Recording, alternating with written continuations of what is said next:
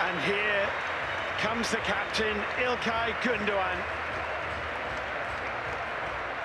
The captain of very possibly the best Manchester City side there's ever been. One of the greatest sides English football has ever seen.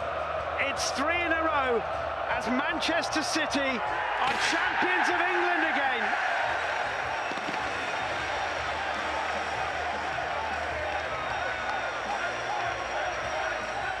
Pep, huge congratulations. Look, when you came to this football club, the first year trophy list, to win 5 out of the following 6 seasons is insane.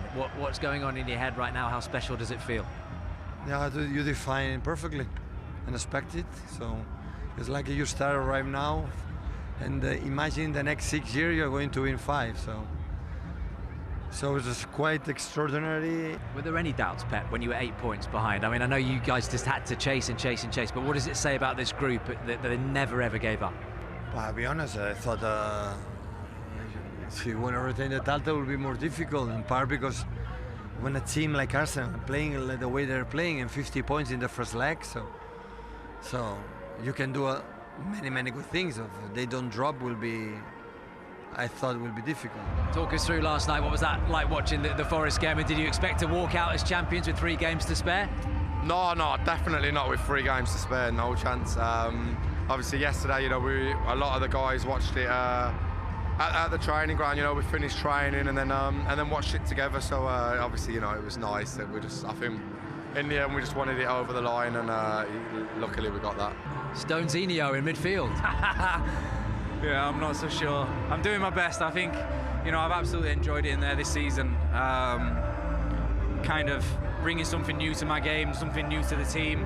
I'm here to try and learn every day and improve as a person, as a player, and I don't think it'll stop. And yeah, whatever kind of challenge or whatever the manager puts in front of me, I'll give it 110%. Does Pep get bored and just have to keep evolving? It's like he has to change something every year and it keeps working. That's him, that's what he does, that's what he's done throughout his career.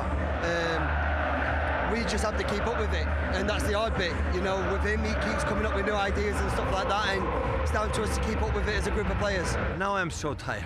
Yeah, I can see. I'm so tired, because come from Bayern Munich, Champions League, Real Madrid, you cannot drop points, and now you have, okay, it's done. And now thinking Brighton and Brentford, that kills me. We came so far, we can't let it slip now. I mean, we got to go for these 2 titles. It's 2 finals, 2 games to go. Obviously, we got first two Premier League games that we have to focus on, but in the end, these are 2 finals, and I hope we can win them both. This time last year, you had a bottle of champagne in your hand. This is a tame Jack Grealish. What's going on? Nah, we'll see later. At the moment, to be fair, I'm a bit tired from last night still, so yeah, no, hopefully later I'll have a bit of champagne or whatever. It's probably on the champagne as we speak. I would have thought, look, that game was a bit like a testimonial today, so there's not really much to look back on that game. So we're going to try and look back on various points in City's season. Yeah. And we'll start, Will Perry spoke there to John Stones, so we'll talk about that change in City's midfield that reinvigorated their season. Yeah, I think, Pep's always been quite clear, all the teams he's been at, that he likes to use almost like create those overloads, and in doing so, he usually goes with a false 9.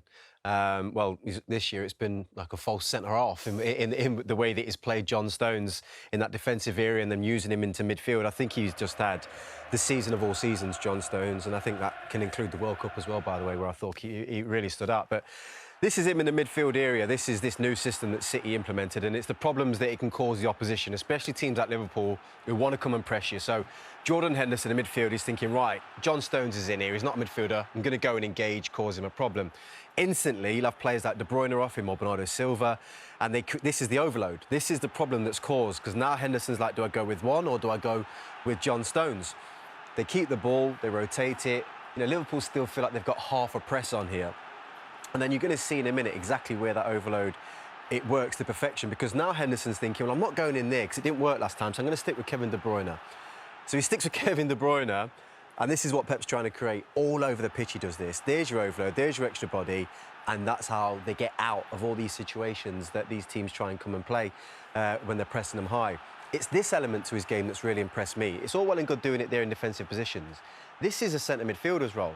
This is building, through the lines. This is having an awareness about your game, understanding where your body needs to be. He's even made a little cheeky running behind at that point there. But this 1-2 of Alvarez, back to play on the edge of the 18-yard box, that's a player who really understands the position.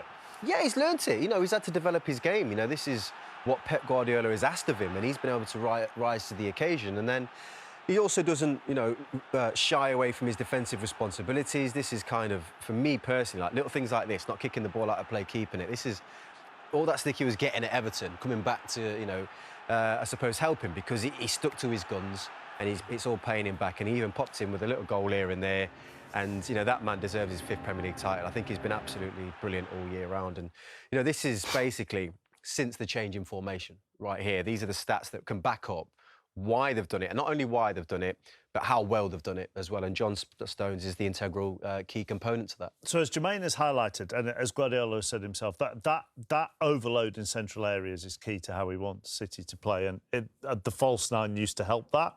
They obviously don't have a false nine anymore. They have very much an out-and-out number 9. And as a current Premier League defender, you know what it's like to play against. Yeah, I mean, what season Erling Haaland's had this year, he's been unstoppable. He's scored an incredible amount of goals. We'll see here him causing chaos for defenders. As a defender, those balls in behind, he's using his pace and his power to get in behind defences, and more often than not finishes it off. He's running in behind again, causing problems for his defence. Joe Ward this time trying to get tight to him, but can't quite get his body in, and he's strong enough to hold him off and find the finish again. And here, that relationship between Kevin De Bruyne and himself this season has been outstanding. And you can't really stop that. And fantastic goal. Here he is with Tarkowski battling away. He's not shy in using his physicality, and he's on the move in the box, and again finding space and finishing it off again. And all season he's been doing this, finding those pockets in between the penalty spot and the back post, and again in lots of space, and finds a finish with his foot. And balls come into the box. He's he gets up here well, finishes it off headers. Powerful, big, strong player. Can you highlight one thing?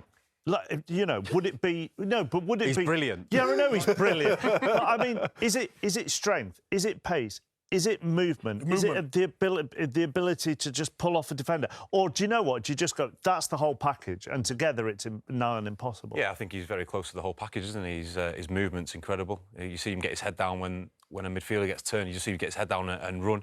And more often than not, someone slides him through, and he's in on goal. But yeah, his movement, his cleverness, he's deadly. No, I don't want to embarrass you, and I also don't want to set you up for a fall, because you play City next Sunday in the final game of the season. But look, I'm happy to set these two up for a fall, but not you on your first appearance.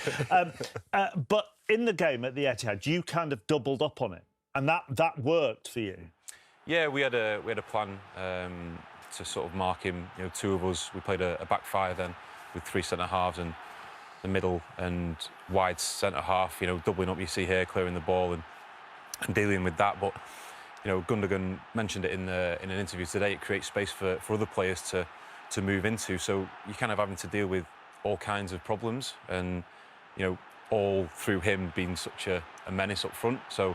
Because you two are on him there, but then Gundogan's in the space. Yeah, so I had half an eye on Gundogan running in the box as well. So it's kind of one of them. You're trying to play cat and mouse, and percentages. He's the big threat. He's going to score a lot of the goals. So you're kind of like willing to leave a little bit of space maybe for another player, but obviously they've got so much quality all over the pitch. Him though, because just when you think you've got him, his acceleration is so good. It only takes a split second and he's behind you. His movement is one of the best I've ever seen. So we asked you to look at what may have been key pivotal moments over the course of City's season. You were at the Etihad today, fully enjoying yourself. And in fact, the first key moment that you're going to look at came from an interview you did with Ilkay Gundogan. Yeah, well, Gundogan, he mentioned that they had a little bit of a meeting, because in this game against Forest, it ended up 1-1, and this is a late goal from Chris Wood. But they dominated the game, and they didn't put it to bed. And I think the difference since then, we've won the next 12 games, and they talked about they had to be more ruthless, because City always look pretty, don't they? They're always going to keep the ball, always going to starve the opposition. But at times within the season, they weren't ruthless enough. So since they've had that, they've been brilliant. Which takes us on to the Arsenal game at the Etihad. Well, yeah, against Arsenal, against, you know, your rivals, you think if you win this game, you probably got a chance of winning the league. But if Arsenal were to win this game, the 4-1 it was at the Etihad, they could have went 3 points or 8 points clear, should have said, if they would have got the 3 points.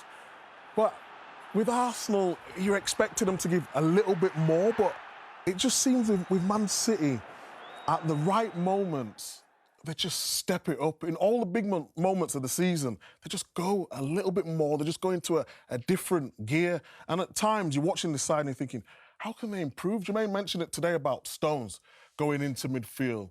And then Haaland, we talked about Man City last season, about the false nine and how they would play. And people were saying Haaland's not going to fit into the squad. But his runs in behind create that space, and he's had to adapt his game to fit into Man City's style. But Man City also had to adapt their style to fit Haaland, and it's just been a perfect match. Well, you talk about how they improve. I mean, one of the secrets of their success is how that squad is refreshed each year, really. Well, not only by personnel, but as we've seen by the improvement as well as of players. Jack Grealish last year to this year, John Stones last year to this year, Nathan Ake, by the way, last year to this year. So I think the way that they do it kind of like bit by bit, we don't think that they're signing players, but in a way like last year's signings are now this year's signings, and that is the improvement on the side, as well as formulating completely different plans for each season, which he's managed to do. You'd agree with that, would you? I'd very much agree with it, and I think the togetherness of the group, you can see it as well. I was at the Emirates after the game. They beat Arsenal, and they just seemed like a really